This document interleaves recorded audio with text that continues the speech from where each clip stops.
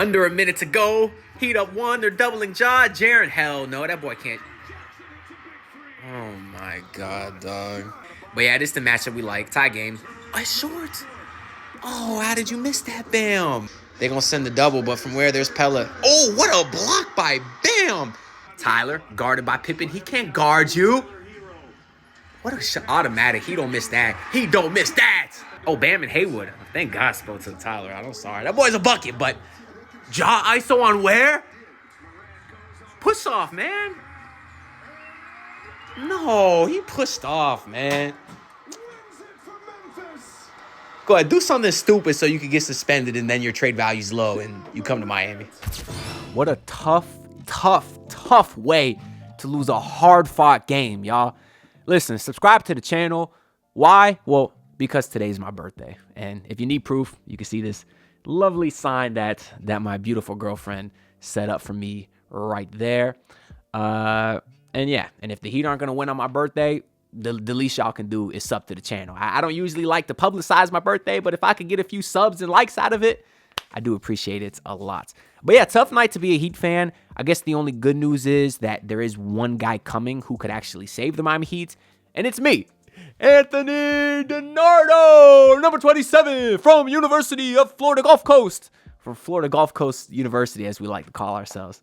I don't know. It's been a while since I was in college. I got the number 27 jersey because I'm turning 27, and I just feel extremely old.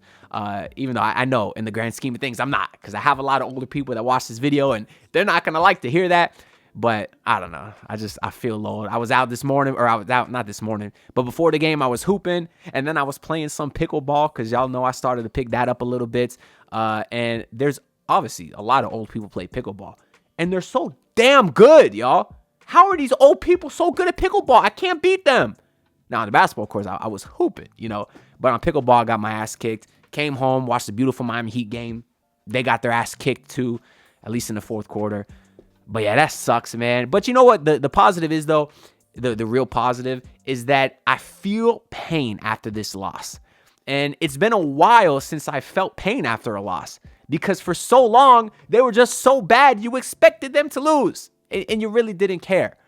But the one, I guess part of the reason this one hurts so more is because that game was phenomenal. Oh my God, back and forth. There must have been, I don't know, close to 15 lead changes, all in the second half for the most part. Grizzlies, they were playing terrible. That new coach they got, they've been winless without him. I think they lost like their last 5 games. I would have loved to have been able to continue their misery and get another win tonight, 7th straight win. Bam, Tyler had played awesome, and it was all for nothing. And then for it to end on a buzzer beater that bounced in 7 times. Oh, just a recipe for heartbreak, y'all. And the Grizzlies must have had 9 lucky bounces today. But it is what it is. I mean, in the grand scheme of things, we've been saying the rest of this regular season really doesn't matter. The more important takeaway is that the Heat continued playing well. They just lost to the better team tonight. Or I guess the ball didn't bounce their way because both teams played pretty even. But we'll kind of get into my notes now and then look at the box score a little bit. From the jump, oh, it was a good one. Started up 9-0. All by Bam Adebayo, who we know likes to take this Jaren Jackson Jr. matchup personally. Every time they play each other, Bam makes it a point to say, oh, JJ keeps getting these Defensive Player of the Year awards and accolades, and all the media is talking about Jaren Jackson Jr. I'm going to make him my son tonight.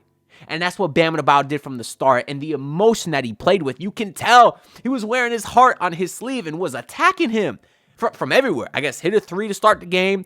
Drew a foul on him, hit both free throws, was attacking him, putting his chest into him, really makes him look worthless on the defensive end. Then we actually finally got Duncan Robinson's return in the first quarter. That was nice to see because I was a little concerned about his back injury because obviously that kept him out a while last year. Duncan came in and immediately hit a 3-pointer. The Heat would end up being up 5 after 1. They forced a ton of turnovers. A lot of that was Davion Mitchell. His energy was amazing. And I think actually early in the second quarter, about 4 minutes in, Memphis had more turnovers than field goals, which is insane. Now, you'd think the Heat should be up around 15 points if that was the case. That was not. The Heat were still only up, a couple of possessions at most for the rest of the game. But still, the defense was sensational. Then someone who I'm ready to induct into the random scrub Heat killer Hall of Fame, Scottie Pippen Jr. just went crazy. Memphis would actually end up getting the lead back, but Tyler Hero would hit some big shots, and the Heat would still be up 1 at halftime. Then in the third quarter, that's when you saw Ja Morant finally get going, because in the first half, I think he was like 1 for 7, but then he was really getting to the rim, started hitting some threes. And I noticed immediately, because he actually hit a 3 in the first half and did it, then a 3 in the second half, did it again. Even Stan Van Gundy on the broadcast pointed out, did Ja Morant do the gun celebration again? Now, if y'all didn't hear, it was their last game, I think, versus the Warriors. The NBA investigated Ja Morant doing a gun celebration, which basically he went like this and pointed at the Warriors bench. I personally don't think it's a big deal, just because how many players do you see do this or whatever? Like, the replies of Sham's tweet saying that the NBA was investigating that was just filled with other NBA players who have done this sort of gesture. It's just a thing. But on the flip side of that, I think Ja Morant needs to be more self-aware. Obviously, he's had his run-in with guns and punishments for showing them on social media. He's been punished for that multiple times. Maybe you shouldn't be the guy to do the gun celebration. But then he comes in today, hits a 3, and immediately goes like this, which, I mean, it doesn't exactly look like a gun. In the Warriors game, it was more so like this, more so like he was holding like a giant rifle or something. Can I get demonetized for that? I don't know. Make sure y'all like the video just in case. But this was more like him celebrating threes, doing 1, 2, 3. I don't know. But the point is still, if you're Ja Morant in the NBA, which, by the way, they investigated it and they just gave him a warning. Him and Buddy Hield, because they did the same thing. They gave him a warning. So if you're Ja Morant and just last game you got a warning for doing this, why would your 3-point celebration be this? Like, maybe his intentions were not to do a gun. It was just a 3. But if you're Ja Morant, don't do anything close to a gun. You can do this. You can do this. You can do this. You can do this. You can do...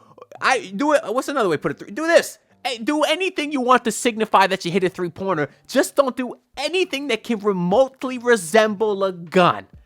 That's all I really believe. But yeah, anyways, I was starting to think, though, that maybe I don't want Ja Morant, though, at this point because of that stuff. There was a play. He thought he got fouled. The refs didn't call it. Then he pushed Alec Burks for no reason. That gave Ja his 3rd foul. Technical also on Ja Morant. This is a very stupid play. And then he turned up after that, so I felt kind of justified. I posted a Ja Morant trade video a couple days ago. I made a trade package. It included Jovic and Jaime and 2 first-round picks. A lot of Heat fans were saying that's too much. But I do just think Ja Morant is that talented. Now, does that talent outweigh the health concerns and the off-the-court / mental stuff? I don't know. Because he hooped tonight, he hit the game winner, he won. But I don't know if I can overlook all the extracurriculars. It's just, I like Ja Morant, I really do. But it's just kind of stupid to put yourself in these positions, give away free points, push another guy to get your 3rd foul. It's stupid. So all the people that said they don't want Ja Morant, I do understand that. Now, I interrupt this video to tell y'all about something that you're definitely going to want to hear about. Because let's be honest, things aren't so great with the Miami Heat right now. But that's okay, because March Madness is here and every game is a chance to cash in. And y'all know I'm locked in, so I got to dabble a little bit in the sports betting. So what better way to do that than with MyBookie's Bet and Get program, where when you bet on a March Madness game, you get a surprise reward. That could be cash back, bonus chips, free bets. You never know what's coming next. And as Heat fans, y'all should be locked in too, because truthfully, we're probably going to have a very high draft pick. But I'm good with that, because Cooper, Flag, VJ, Edgecombe, all the top prospects are looking amazing. So make sure y'all get in on the action with MyBookie and sign up using promo code MM50. That's MM50. And that will allow you to boost your bankroll with a deposit bonus to make sure you get the most out of your money. And if you don't want the deposit bonus, that's okay too. Just make sure to let them know that I sent you. So bet on any game, anytime, anywhere, only with MyBookie. Now, let's get back into the video. I also did put another poll out on Twitter asking Heat fans if they'd rather have KD or Morant. Or an overwhelming majority said Ja Morant. I'm in the minority then, because I would like KD. I understand he's older, but he just wants to hoop. You don't got to worry about all this other stuff that you got to do with Ja. But anyways, he would get going. The Heat would go down 8 in the third quarter, but Tyler Hero got going himself. He kicked it out to Khalil Ware, who cashed a 3 to finally tie the game. And Khalil Ware was not being guarded at all game by Zach Edey, which I found to be very disrespectful because Khalil Ware is a reliable shooter. I mean, all game, he had such great touch. You know, he has that little push shot in the middle of the lane. He puts such high arc on that. And for a 7-footer, you don't usually see them put that much arc on their shots, but he does, and he has great touch. I love that about him. But he hit a couple threes today, too, including that big one to tie the game in the third. And then that's when you had the wild back and forth truly start. Tyler Hero went nuclear. 19 points in the third quarter, was getting to that mid-range and floater at will. It's not even like he was jacking up a bunch of threes. He hit a couple, but he was getting to the paint at will, working that mid-range game. Keep doing that, Tyler Hero, because it's fun to watch you cook when you do that. Then I'm thinking, hey, somebody get Tyler Hero some help. Bam Adebayo checks in, hits a couple of mid-range jumpers, so he kept his strong start really going, and it was nice to see those two go back and forth. I said at the beginning of my video yesterday when the Heat beat the Celtics, I said Hero and Bam are the pillars of my organization, and I apologize for any time I've said otherwise. Obviously, I was a bit sarcastic, but it's nights like tonight that make me believe they can be part of the core, which I've always believed. It's just I think they can more so be the second and third option, not necessarily the first. But if you can get a first, like a Kevin Durant, you know, we've been saying this, I think a core of Durant, Tyler, and Bam can do some things, especially when Bam and Tyler play the way they did tonight. But so the Heat would play even with Memphis in the third quarter, so they were still up 1 heading into the fourth. And, you know, they were going back and forth. Offense was okay. Memphis was getting a lot of offensive rebounds. I try not to be too mad at that because that's what they do. I think they lead the league in offensive rebounds, but it was their guards doing it. Ja Morant had a few big ones, you know, as we were approaching clutch time. And then finally the game got to clutch time, and that's when the Heat's offense fell apart. It's like the clock ticked 5 minutes, and they forgot how to pass the ball. Tyler Hero forced a couple of tough mid-range jumpers. They didn't get some great looks. 2 minutes to go now. I think the Heat are down 4.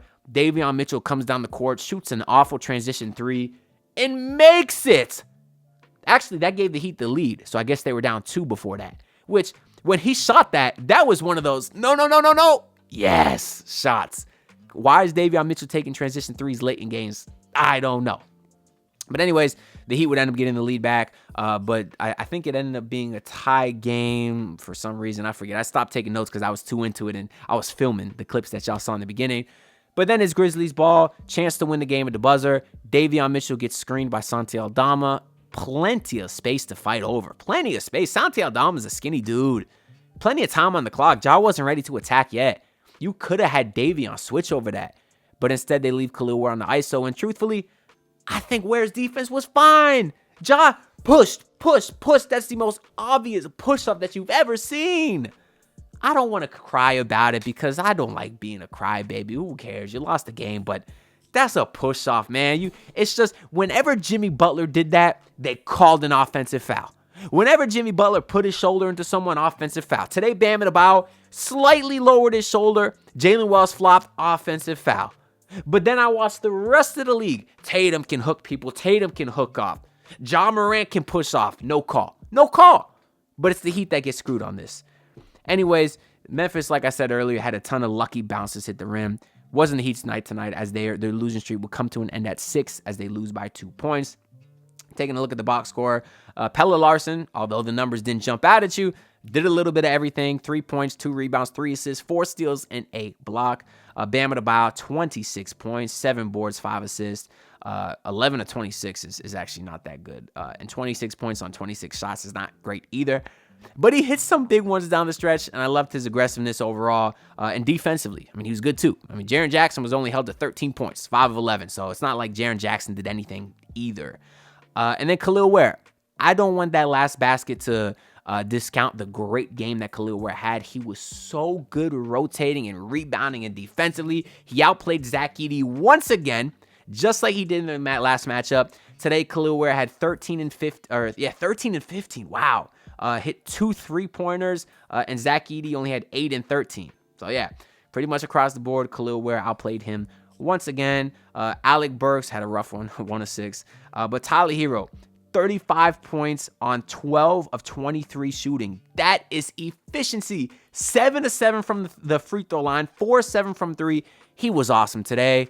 And in that third quarter, when things could have got out of hand, he was the guy to settle everything down and took the game into his own hands. And I give him credit for it. Although the Heat a lot of times don't seem to win those games, correlation is not causation, whatever the hell the saying is. Hero was awesome tonight, and I give him credit for that. On the bench, Davion Mitchell played 37 minutes. God damn. 11 points every game. 7 assists, 2 turnovers. He must have the best assist-to-turnover ratio in the league, at least for bench players. Every game, it's 7, 8 assists, 1 or 2 turnovers. He's awesome. Even though he didn't fight over the screen at the end. But what am I going to do? Get mad at Davion Mitchell for not fighting over a screen? He does that every single possession, except when the game's on the line. So maybe that came from Spo. I hope not. Just when we were starting to give Spo some credit. Oh, God. Highsmith got you 6 points. Anderson, 6 points. And Duncan Robinson, 6 points. Hit a couple of threes as well. So, yes, I guess Spo is starting to tighten up the rotation a little bit. Pretty much just played... What's that, 4, 5, 6, 7 guys? Because outside of the main guys, Duncan got 10 minutes, Burks got 16. So we'll be curious to see kind of what happens when Wiggins gets back. Does Pella sit? Can you do that? He's been playing so well. When Jovic gets back, does Kyle Anderson sit? He's been playing so well. It's hard right now because the Heat have a lot of good players, just not a lot of great ones at the moment. But yeah, on the Memphis side of things, we'll just skip to Ja Morant. 30 points, 5 rebounds, 3 assists, 11 to 22. What superstars do is they take the game over late in the games. That's what he did. And I would love Ja Morant on the Miami Heat. I really would. But that being said, the Miami Heat do play the Milwaukee Bucks on Saturday at 8 p.m. Obviously, you have no Damian Lillard in that game. So hopefully everything is okay with him health-wise. But yeah, just keep it going. Keep playing well, and I'll feel good about this team going into the play-in. And whatever happens, happens. You know, I want the ping pong ball still. I do. But you never know. For all we know, the Heat missed the playoffs this year, draft someone and they suck. Or we make the playoffs, draft someone next year and he turns into a Hall of Famer. We never know. So yeah, we can root for things now, but there will really be no way to judge it until years from now. We can go back to the 30-11 season. You were 11-30. They finished 30-11. Heat fans were mad. Oh, we're rooting our draft pick. We're going to be 500 again, not get a great draft pick. You got Bam in a bio. So don't mess with the basketball gods. Karma tends to be a real thing in the sports world. So just go out there and play hard every day. And that's what the Heat did tonight. But that being said, make sure y'all like the video and comment because I'm very curious to hear what y'all think. And subscribe because it's my birthday. I'll see y'all in the next one. Peace out. Look, pull up in your city trying to get that dead face. Do it on my own, I don't need no dead weight. Had to kill him off, yeah, I need a head space. You know this homegrown bitch don't offend me.